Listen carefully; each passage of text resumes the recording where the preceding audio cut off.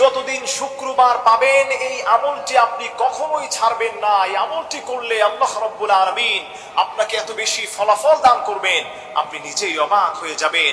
আমার প্রিয় ভাইরা, শুক্রবারকে হাদিসের পরিভাষায় সাইয়্যিদুল আইয়াম বলা হয়। বৃহস্পতিবার মাগরিবের পর থেকেই শুক্রবার শুরু হয়ে যায়। এজন্য আমার প্রিয় ভাইরা, ওই সময় থেকে শুক্রবারকে কাজে লাগানোর জন্য আপনি এই আমলগুলো যদি করতে পারেন, আল্লাহ তাবারাক ওয়া তাআলা আপনার জীবনটাকে পরিবর্তন করবেন, এত বেশি নেকি আল্লাহ পাক দান করবেন, আপনি নিজেই অবাক হয়ে যাবেন।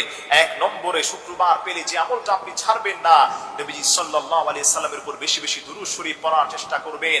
বৃহস্পতিবার মাগরিবের আজানের পর থেকেই আপনি দুরূদ শরীফ পড়া শুরু করে দিবেন সাল্লাল্লাহু আলাইহি ওয়াসাল্লাম, অথবা যেই দুরূদ শরীফ আপনি পারেন আপনি বেশি বেশি পড়ার চেষ্টা করবেন। শুক্রবার নবীজি সাল্লাল্লাহু আলাইহি ওয়াসাল্লামের উপর যে যত বেশি দুরূদ পড়বে, হাদিসের মধ্যে আসছে শুক্রবার দিন এবং সোমবার দিন, এই দুই দিন উম্মতের আমলনামা নবীজি সাল্লাল্লাহু আলাইহি ওয়াসাল্লামের উপর পরিবেশন করা হয়। নবীজি সাল্লাল্লাহু আলাইহি সাল্লাম দেখে অমুক বাবার সন্তান আমার উপর এত লক্ষবার দুরূদ ও সালাম পেশ করেছে, জুমার দিন এতবার সে দুরূদ শরীফ পড়েছে। আল্লাহর হাবিব খুশি হয়ে যান। আল্লাহর হাবিব যদি কারো উপর খুশি হয়ে যান, আল্লাহ পাকও খুশি হয়ে তার মনের আশাকে পূর্ণ করে দেন। দুই নম্বর হচ্ছে, আপনি যতদিন শুক্রবার পাবেন ফজরের নামাজটা জামাতের সহিত আদায় করার চেষ্টা করবেন। ফজরের মধ্যে বরকত রয়েছে। যে যত বেশি শুক্রবার দিন ফজরের নামাজটা জামাত আদায় করবে, আল্লাহ রাব্বুল আলামিন তাকে অবিস্মরণীয় ফলাফল দান করবে, রিজিকের অভাব দূর করে দিবেন, মনের আশা আকাঙ্ক্ষাকে আল্লাহ রাব্বুল আলামিন পূর্ণ করে দিবেন।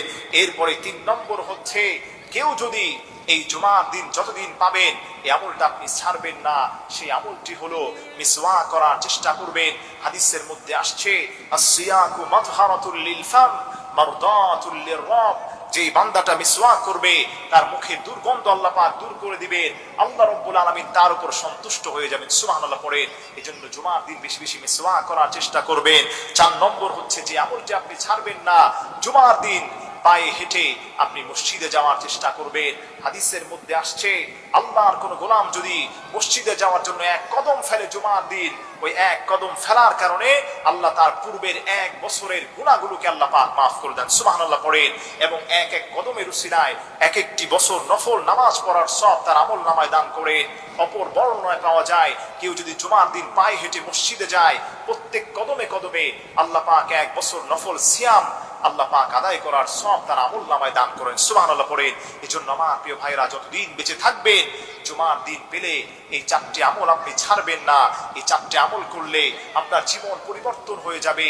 আল্লাহ পাক এত বেশি রিজিক আপনাকে দান করবেন, মনের আশা পূর্ণ হয়ে যাবে, আকাঙ্ক্ষা